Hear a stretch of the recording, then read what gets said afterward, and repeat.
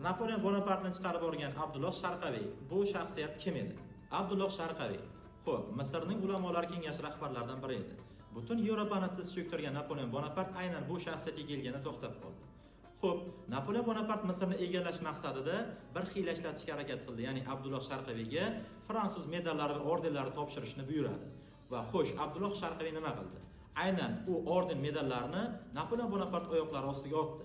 Shunda Napoleon Bonapart, "Xo'p, endi seni nima qilishini bilasanmi?" degandi. "Yo'q, bilmayman. Men seni hozir o'ldiraman." "Xo'p, men hech narsadan qo'rqmayman. Ya'ni siz menga haqiqatni ko'rsatmoqchi bo'lyapsiz, lekin siz haqiqatparvar bo'ladigan bo'lsangiz, aynan islomni qabul qiling. Xo'p, bizni tanamizni, jismimizni o'ldirishingiz mumkin, lekin iymonimizni o'ldira olmaysiz" degan fikrlarni aytgan bu tarixiy shaxs. Napoleon Bonapart o'zining xotiralarida shunday eslaydi: "Meni Misrdagi ulamolar matonat va jasoratni lol qoldirdi." Xo'p, aynan o'sha paytda dunyo imperatorlaridan bo'lgan Napoleon Bonapartni shunday so'z orqali yenggan bu Abdulloh Sharqaviy edi.